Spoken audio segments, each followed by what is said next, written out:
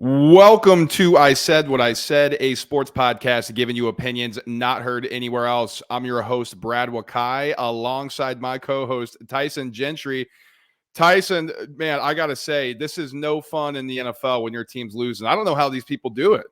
I didn't know I thought the NFL season got canceled. The Montana Grizzlies are in the national championship, and that's been carrying my mental health all throughout the last 3 weeks. I got the Dawkins jersey behind me. We'll do the filthy Philadelphia Eagles podcast with all of our thoughts, our check-in tomorrow. But oh my goodness, it's not fun.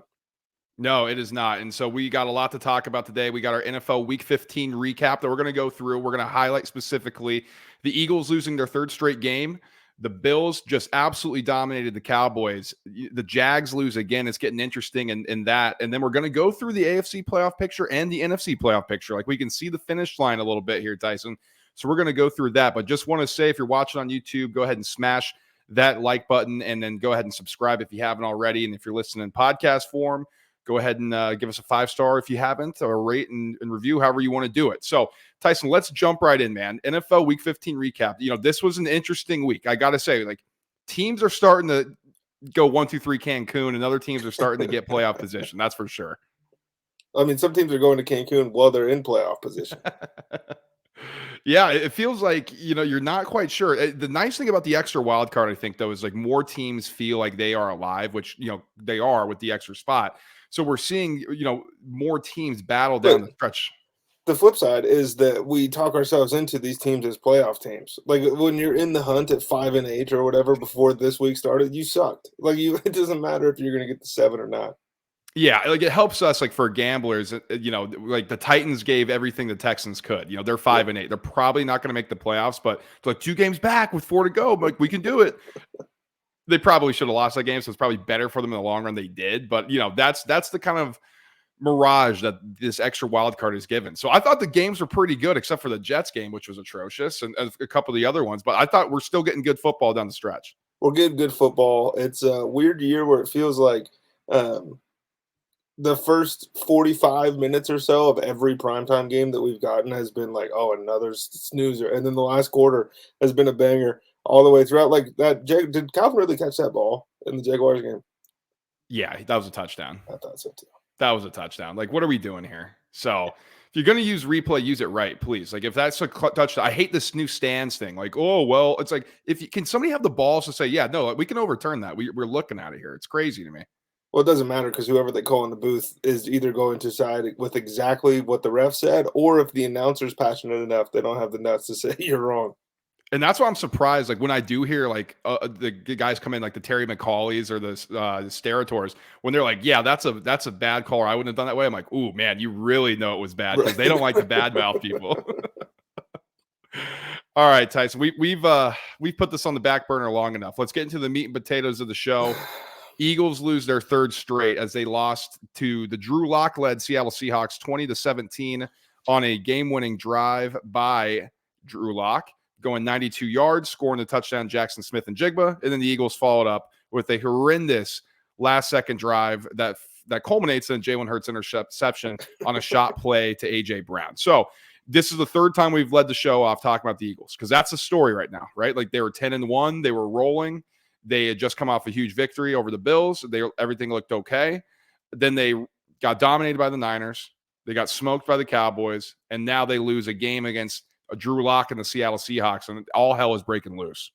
They scored 2 touchdowns in the last 2 weeks on offense. I mean, for as much kicking them while they're down people are doing right now, I think it's totally warranted. It's hard to sit here when they were 10-1 and they just come off that Bills game. It was, Eagles fans, us included, had a little bit of vitriol for everybody else, pointing out the flaws that were very apparent with this team. And it's not that we didn't notice them. It's that the Eagles just kept winning. So who cares? And now those flaws have not only reared their heads, but they're twice as apparent as they were 3 weeks ago. And more importantly, it just kind of looks like the team is over it. It just seems like at 10-3 before this game, they come out, they score the touchdown with Jalen Hurts to start the game. He's playing through the flu, he's puking, he's pooping, all this stuff that comes with the flu. And you start the game off with the quarterback draw. that's a bigger deal than anybody's mentioned at all. Like, I understand showing confidence in your quarterback. When you have A.J. Brown, you have Devontae Smith, you have Dallas Goedert, you have DeAndre Swift, and you're playing against a team with no Devin Witherspoon. Tariq Woolen is basically platooning at this point. Like, they're down their top two corners. It's a bad defense, and you can't get anything going. Brad, the defense wasn't the problem last night. Like, I know Drew Lock led a 92-yard drive to win the game, and that's on the defense because that should never, ever happen.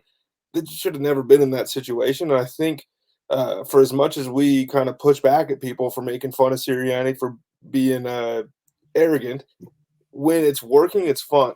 When it's not working, it is genuinely like insufferable. It's really hard to sit here and take up for this team in these moments because he said last night at the press conference he wasn't sure when they changed defensive coordinators. Just tell the truth.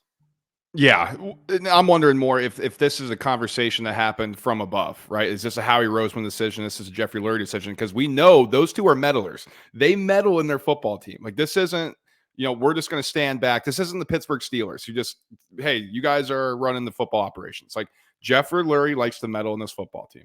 So if Nick Sirianni, if this was his decision, because he did come out after, I made this decision to go to Patricia. If it is his decision, okay, I see where you're coming from. If he's kind of covering for Lurie and Roseman, I think this is where something may stink within that organization. I'm not sure what's happening. But I agree with you. Talking about this game in particular, I did not think the defense on the surface was the problem because before that drive, they were getting off the field. They were doing what we asked a defense to do. Third and out, getting stops. And then, of course, it got leaky because this is one of the worst third down defenses in the game. But it's up to the offense to take advantage of that. And time after time and game after game with this 2023 Philadelphia Eagles, they do not stick the knife in and twist it. Oh, we're up? Okay, we can go up 2 scores? Nah, we'll go 3 and out. We'll stall. It's infuriating. And that's, Tyson, why I think we have questions about the Eagles when it really matters in the playoffs. Well, last year they were the best team in the league at salting games away. It was almost a given. They get the ball back with 7 minutes left. It doesn't matter what the score is. As long as they're up, the Eagles are probably going to walk out of there winning the game. This year they have 13 opportunities to end the game with the football. They've successfully done that twice. That's a coaching issue. It's a player's issue. It's an execution issue. But I think the only good news about these games being on primetime for the Philadelphia Eagles is everyone gets to see who Brian Johnson is in primetime, who Sean Desai is in primetime. And, I mean, Matt Patricia last night, you can hold your judgment. I understand it's fun to make fun of him. I hate him too, but I'm not going to judge the guy working basically with a bag of bones out there.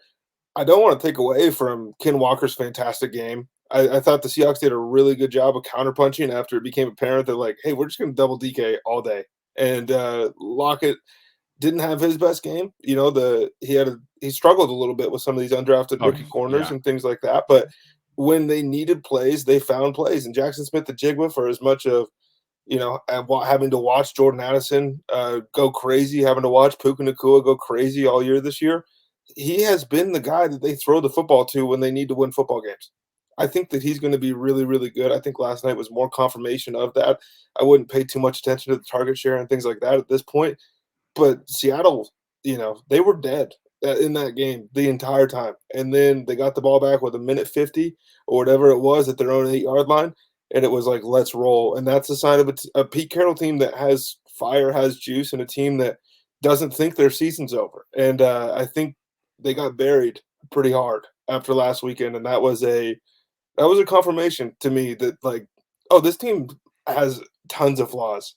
They can hang with at least this version of the Philadelphia Eagles. I don't know where that puts them in the pantheon of the NFC, but like on a neutral, you're taking them over pretty much everybody in the NFC South, and that's a good place to be if you're trying to get that 7th wild card. Pete Carroll has never lost the Philadelphia Eagles in his career. Also under Pete Carroll, they've never lost 5 in a row. So this was a game, if you look at history, this was a time for the Seahawks to win. They did it. We're going to talk more about the Eagles in depth on our Filthy podcast that Tyson and I do. That's all strictly about the Philadelphia Eagles. We'll talk more about the Seahawks and our playoff potential upcoming in NFC Playoff Picture segment that we're doing. So, Tyson, let's move into the Bills-Cowboys game because, there were people, because the Bills were favored in the betting market. So, like, are the Cowboys being disrespected? Because the way they've looked, they have kicked the shit out of teams and they look dominant. But we said on the preview show, when they go on the road, this is a different football team. And when they went into Buffalo and when the weather was a little bit adverse or not in the dome, they got smoked. I mean, this wasn't close. I got to say, man, we buried Sean McDermott. We buried him. We said he's going to get fired. I can't, but this is a good reminder for us because we like not to be overreactionary. That was 4 weeks ago. Right now, I mean, we're talking about a Bills team. If they get into the playoffs, they're one of the scariest teams that you can face right now. I mean, this is a long season. I think we got to keep that in mind, not just you and me, but everybody else going forward. To be fair, we were a couple weeks later to the fire Sean McDermott party than everybody else.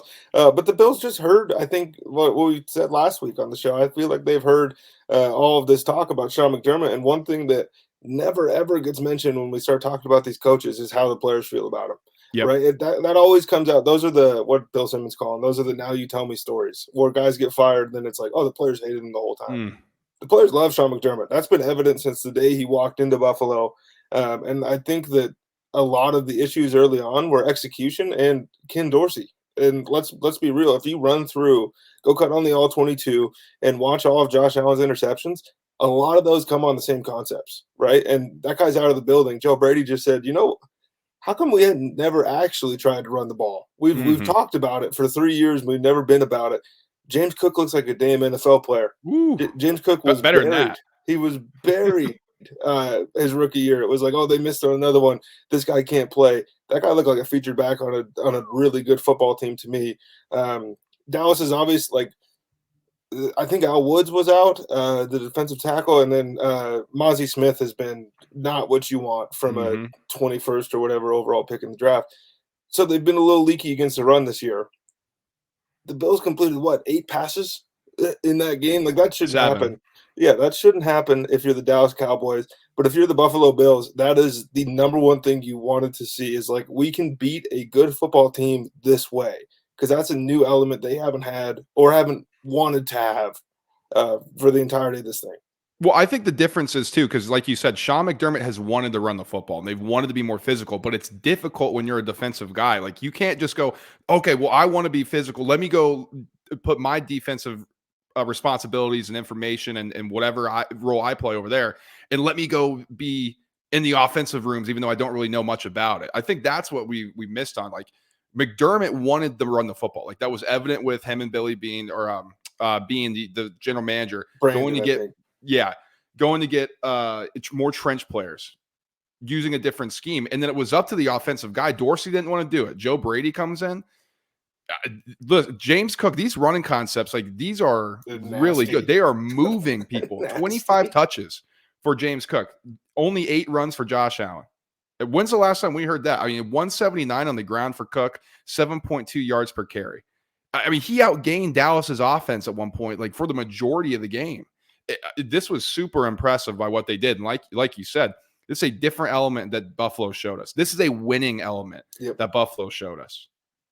That was without, like, I think Micah Hyde was at. It was like this was setting up to be, oh, man, Dallas might just go in there and bombs away on these guys. And they just punched them in the face. And that's something that I think the rest of the AFC is pretty – I'd be nervous, to be honest with you, because San Francisco is far and away the best team in the NFC. It's really not a debate. In the AFC, it's pretty crowded at the top. And I don't think anybody wants 17 coming in their building. No, I don't think so either, Tyson. But we go from one extreme to the other because the Jags, man. So this is absurd at this point. So they're 8-3. They got a 90+% chance of winning their division. They have now lost 3 in a row. They're sitting at 8-6. Just a disaster. What's going on? They can't win at home. No. And Tyson, like, this, like, a lot of people, I don't know, like Doug Peterson, I get it. He won a Super Bowl and it's hard to do. And a lot of people just love that hire and love Peterson. Can't say a bad word about him. We saw this at the end of his tenure with the Eagles. Not a physical team. Finesse. When the concepts aren't working, nothing works. And when that happens in this league and you don't have a second pitch to go to, you're gonna lose games. And the Jaguars were completely outmatched against the Ravens. They've fallen into the same trap, I think, a little bit at least, of the Philadelphia Eagles right now. It just feels so predictable when they have the football. It's like they're going to run one of these 3 concepts. We can tell by the formation that you're in that, like, you only have the one counter.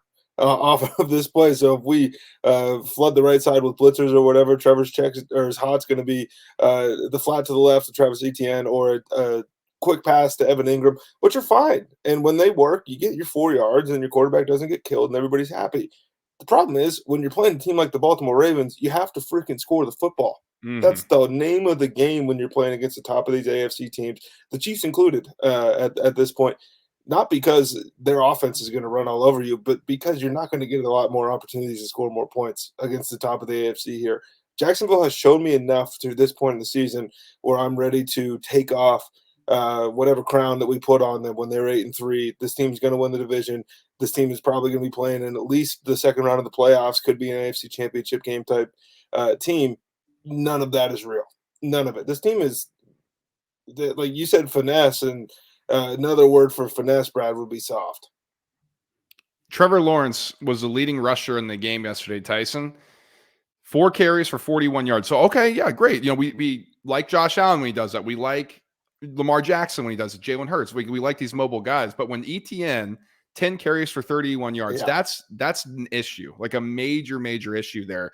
And it's a repeated pattern here for the Jags. And Brandon Sheriff got hurt. This is a really good Ravens defense, probably the best in the league now, if we're being honest. Like the Browns were touted early. This Ravens defense is legit. So, okay, maybe you take a grain of salt here. But when it happens repeatedly, that's the concerning part here for the Jags. And Trevor Lawrence is in concussion protocol, Tyson. He might not play this upcoming week. This is turning from bad to worse in Jacksonville. Like the alarms are about to sound, I think. And they found them, they're in a 3-way tie, which we'll get into here in a moment. But that is something that was so far-fetched a month ago that you would have laughed somebody out of the room. Yeah. Okay, let's dive into it. We got a lot to unpack here. Current AFC playoff picture. We're going to go through different things. As it stands right now, the Ravens are 11-3. They have the number 1 overall seed in the AFC. They'll get the bye. The Dolphins at 10-4 have the 2nd seed. Chiefs 9-5, the 3rd seed. Jags, by way of tiebreaker over the Colts and Texans, they're going to win that division. If it ended now, they'll have the 4th seed. In your wild card spot, Browns 9-5, 5th seed. Bengals 8-6, 6th seed, and the Colts 8-6, the 7th seed. On the outside looking in, the 8-6 Texans, the 8-6 Bills. So those teams, theoretically, they're right there. Then you got the Steelers, Broncos at 7-7. So let's talk through some different things here. Where do you want to attack this? What do we want to talk about here? Well, let's start quickly just at the top. How many teams in the AFC you think can win the Super Bowl realistic? How many teams, like we'll find out on Christmas, I guess, because it's Niners versus Ravens. But how many teams right now do you think would be under 5 points against the San Francisco 49ers on the opening line? I don't know what the odds makers would do. I'll just tell you this. I think there's 3 teams in the AFC who can win. It's the Ravens, the Chiefs, and the Bills. I think those are the 3 best teams in the AFC. Okay. I was wondering where you were at with the Miami Dolphins because I'm still it just doesn't feel real, man. No, it's really hard. They can't score without Tyreek. All they do is come out and score 30 on the Jets defense. No Tyreek Hill, Jalen Waddle goes nuclear, and we're still just left scratching our heads a little bit. I'm in agreement with you. I don't know necessarily who I would put as the best there. I think Baltimore, to me, right now is number 1. But the scariest teams to play, I think, aren't sitting in your division leaders. I think that nobody do you really want to have to play Gardner Minshew and the Colts in the first round of the playoffs and risk 40? I'd love that. I'd love that. That defense stinks, man. It sucks. It sucks. But if they walk in there and they're playing the Miami Dolphins and they score 35 points on offense, they might get 70 put up, but they're going to make it a fun, interesting game. There is no cakewalk at the bottom of the AFC is basically the point I'm trying to make here. We buried Buffalo. They had 27% a couple weeks ago to make the playoffs. And if they're not the 7th seed here, I'll be shocked. It's going to be Cleveland, I think, is guaranteed to make that wild card spot. They're going to win 10, 11 games, and that's going to be that. Does Cincinnati slip up is the question. So the Bengals have an 89%. This is according to ESPN's analytics. They have an 89% chance to make the playoffs. I agree with that. Buffalo's got a 63%. They have one of the easiest schedules down the stretch. After beating the Cowboys, they have 2 cakewalks. They got a big game with the Dolphins. The Bengals have a 38% chance. So that's where you're looking at there. Like, okay, that's where you think the Bills can slip in there. Now, the Jags, for what it's worth, 61% chance to win the division still because the Colts are at 55% to make the playoffs. Only 21% chance to win the division. Conversely, Texans 52% chance to make it, 18% chance to win the division. So you're going to need those two teams to really, really continue to have it rolling here. Texans, one of the easier schedules down the stretch. That's a possibility. But the Bills have to make the playoffs, man. We cannot watch a freaking Gardner Minshew team or Jake Browning. It's awesome. Sell it, man. Dude, the Bills have to be in. Can we get Josh Allen cannot miss the playoffs, please. You sound like Mike Greenberg right now. That's what I'm getting. No, it's gonna be really interesting. It's funny. I'm guilty of halfway through the year being like, dude, the AFC is not as good as the NFC. Everyone was wrong. And now we're sitting here and it's like, I think there's 8 teams in the AFC right now that would beat at least from the 3rd seed on down, or I guess the Eagles sit at 5, but we can extrapolate like the AFC is just better. It's going to be a bloodbath to come out of there. And honestly, it might be beneficial because the team coming out of the AFC is going to be a lot more battle tested, you would assume, than the San Francisco 49ers at this point coming out of the AFC. So the Steelers 7-7, I think there's a lot of stuff going on there. I'm, under 8.5. Yeah, you're looking there, man. So you're going to have Mason Rudolph, who's going to start over Mitchell Trubisky, just in time for Christmas. Broncos at 7-7. Do you think they're dead after losing to the Lions? Dead. Okay, that was a must. So those teams. So really, what we're talking about. So the Steelers 7-7. We don't believe in Mason Rudolph. Broncos. Tyson thinks they're dead. I probably do too. So really, it's the Bills, Texans, Colts, Bengals, because we both think the Browns are in. So it's those 4 teams here. So as we look at the matchups, Dolphins, Colts, as you alluded to, bet the over. Chiefs, Bengals, Jake Browning. That's going to be a tough task, but God, we've seen the Bengals play teams close. And then the Jags-Browns matchup. That would be a rematch with Joe Flacco against the Jags again. I'd be hard-pressed not to view the Browns to win that game based on the defense, based on the Jags at home and their poor play. What are you seeing from this overall? Like, the Ravens are the 1 seed. I think they're positioned to make the Super Bowl. I know you're like still not as quite as so. I'm like fully bought in. Tyson, this team could be 14-0 right now. Yeah, like we're forgetting that this team is damn good.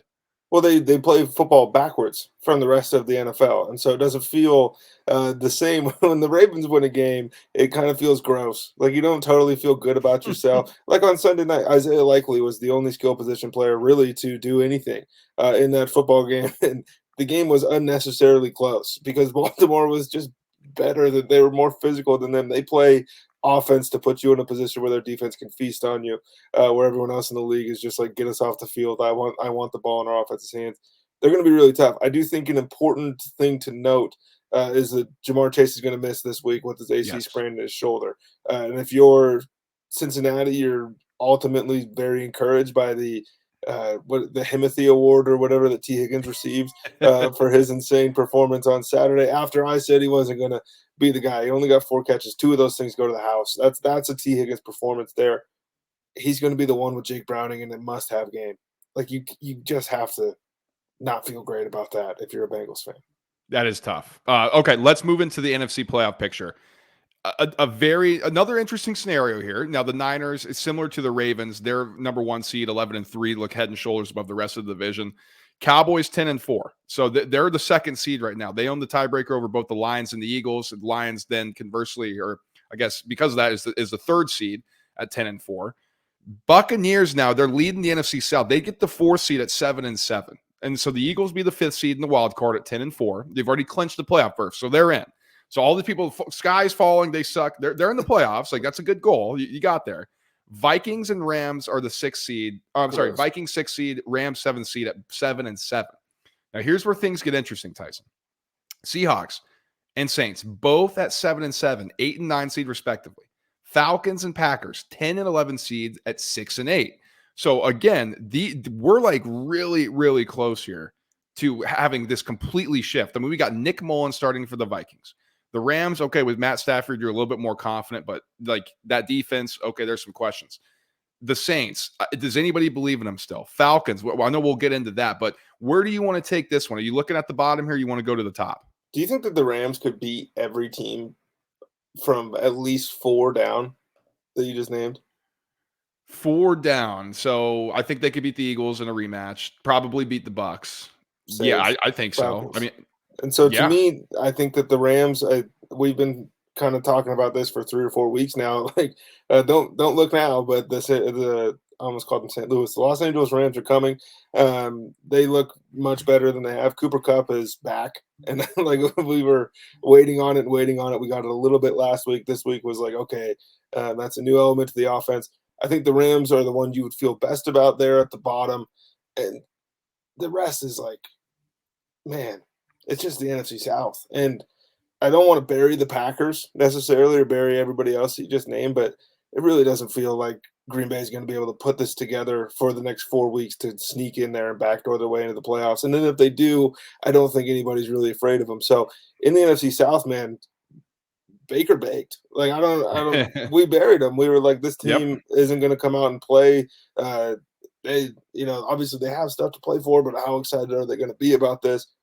What do you have? 400 yards, a bunch of touchdowns. Chris Godwin, best game of the year. Rashad White looks like he's running in molasses, but all he does is get 5-6 yards a pop. He's open every time he runs a route, and the defense does just enough again. And I think that they're the hottest ones in the NFC South. I just don't know if I feel like they're the best. Yeah, Mayfield 381, 4 touchdowns. My boy Penn State, Chris Godwin, 10 receptions, $155. His wife needs to call out Todd Bowles more, apparently. My goodness. That was funny. Bucs have a 69% chance to make the playoffs, according to ESPN. They have a 58% chance to win the division. So that's interesting. So it's not saying, like, similar to what you're saying, Tyson. Yes, they've won 3 in a row. Are they the best team in that division? That's what's the interesting part here, because then you have the Saints. They're 7-7. They've won 2 in a row, but their point differential is plus 42 compared to the Bucs plus 6. So I think this is going to be a very, very interesting stretch here, because the Saints have a 44% chance to make it the playoffs, a 33% chance to win the division. So they're fighting an uphill battle here. Oh, dude, we're gonna have to cancel the show if the Saints play in the Super Bowl. We're gonna have to. That'll be our last show. We'll be that preview. We're not gonna be able to ever come back on here. Seriously. I think in the NFC South, I mean, the best team to me, the most talented team, is the Atlanta Falcons. And I don't know where we want to take the Arthur Smith discussion this week, but he messed up again, fairly royally in a must-have game. And just on the way out, shatters confidence of all of his young players, just because, right? And I said, it's unlikely that we're going to get another Drake London game. I didn't mean that he wasn't going to catch a ball. Like, what are we talking about? Like, the shot plays are too Jonas. It's just the same things as always. They're not a threat, but I do think they're the best team in the NFC South.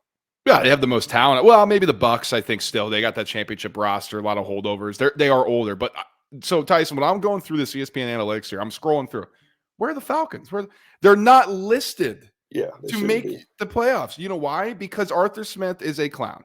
And I told Tyson before the show, I wanted to get this off my chest because this is just ridiculous. Like, we talked about this before, and you said, well, if he wins the division, he's probably not going to get fired.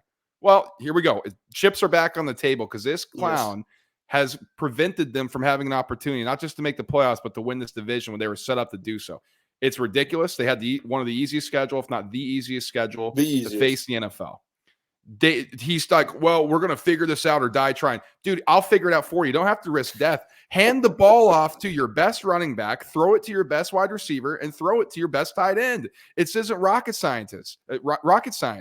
It's insane to me. This guy is incompetent. If they miss the playoffs, he should be fired. Again, we don't root for people to be fired on the show, but we call spade a spade. This guy is in over his head. If you can't figure out that your best players, if you're in the offensive mind, needs to get the football, then you should not be coaching in the NFL, period.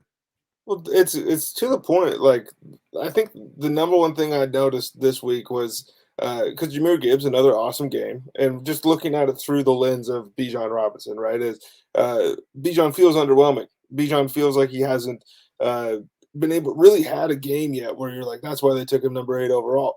And then Jahmyr Gibbs is over here popping off all the time. Check the numbers. The numbers are very similar. There's a reason that it doesn't feel like Bijan has had that game, and it's because he's not allowed. There's a reason that it felt like Drake London's giant game last week. It was more of a blip than a trend or a positive sign of things coming. It was like, yeah, we know he can do that. When Kyle Pitts had 1,000 yards as a rookie, was anybody surprised? That was the generational tight end prospect. And the defense is good. So that's why we're picking on the offense here. This is a guy that comes over as the offensive coordinator from the Tennessee Titans. They have this miraculous AFC Championship game run. They beat Tom Brady. Everything is looking rosy. Derrick Henry's running for 2,000 yards. And then he gets here, and it's like, what concepts did you bring with you? Because this doesn't look like that. It doesn't look anything close to that. And Desmond Ridder stinks. Taylor Heineke also stinks. You know who else isn't very good, Brad? Half the quarterbacks we just listed that are going to make the playoffs in the NFC this year. And they couldn't figure out a way, playing a college football schedule damn near for the first half of the year. They were catching breaks at every turn. And then when they were playing good teams, those good teams' best players were hurt. Like, the fact that this team has 6 wins, this should be the Jacksonville Jaguars. They should have been 8-3, and then they lose 3 in a row. We all kind of pump the brakes and go, oh, they weren't as good as we thought. That would have made sense to me. This right here, don't get it. No, it's flat out unacceptable. Flat out unacceptable. So, Tyson, when we look at this overall here, so with that lambasting of the Falcons, I think we're safe to say they're probably out. Like 9-8. Well, I don't think that's they're gonna rip 4 off or whatever. I don't think 3 wins in a row is going to get it done, because 9-8 is that going to get in here? Because like we talked about the Rams, if they go 10-7, I think they're in. Vikings, I'm hard pressed to think they're going to get in here with Mullins, man. They have to be dropping from this list. It doesn't feel, if they make the playoffs, then throw away whatever coach of the year criteria you have. Oh my God. Give it to O'Connell. This is O'Connell's award, man. So this is how I want to look at things here, because we know it's going to be either the Bucs or the Saints. Well, Falcons could win it. So theoretically, let's not take them out. One of those teams, Bucs, Saints, are going to be the 4th seed based on winning the division. Eagles, Cowboys, whoever doesn't win that division is going to be the 5th seed. So you're really fighting over 2 spots here. So you got the Vikings 7-7, Rams 7-7, Seahawks 7-7. Just taking out the Saints and the Bucs and the Falcons. And then you got the Packers at 6-8. Which of those 2 out of those 3 teams do you pencil in here? Who do you actually think is going to make it? I would go with the NFC West at this moment. And part of it, I know that we've spent a lot of time talking about the Birds, and people probably aren't super happy about that. For as much as like us as fans and people that watch the game are looking at this like this team stinks, other teams are looking at that like we have a 10-3 team coming into our building. We just beat them with a backup quarterback on a 92-yard drive to win the game. That's confidence building. We just broke a 4-game losing streak. We have momentum now. We're going to get our starting quarterback back. Momentum building. Kenneth Walker, again, just a monster. They're going to get Witherspoon back.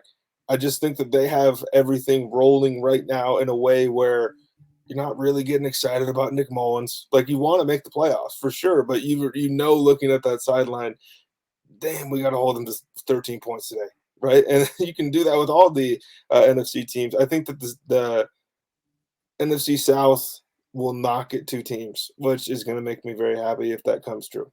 Yeah, me too. And so, Tyson, just to give you some backing on your point, on your prediction here, I agree with you. Seahawks, according to ESPN's analytics, 57% chance to make it. The Rams, 53% chance. So you're left with 1. Saints, 44%. Vikings, 44%. Packers, 22%. I think you're right. I think it's going to be Seahawks and Rams. It's one of the Eagles or the Cowboys. They're going to be that 5th seed. And then you got the 2 NFC West teams, which to me, that's what we want, right? Like, as much as the Seahawks, like you said, we kind of buried them. They fought back. They performed well. Like, they were also playing with everybody while they were losing. Like, they were in games while they were losing games. It wasn't a 30-point, throttle. It wasn't what the Steelers have been going on. And we need McVay and Stafford in the playoffs, man. Like, come on. You need it. Dude, it'd be sweet, right? Like, McVay and Stafford. How good of a coach is McVay, by the way? I mean, we were going to say these guys were picking top 7. People were burying this team, and now they're going to make the playoffs again. It's unbelievable. When people thought it was top 7, they should have traded it for whoever they wanted. Yeah, seriously. Okay, that's going to wrap it up for our NFC playoff picture. Let's close here. NFL Week 15 recap. We normally don't do this, but like anything that you want to talk about that we didn't touch on that you want to get off your chest here. Who's going to win the MVP? I think Purdy's going to win it.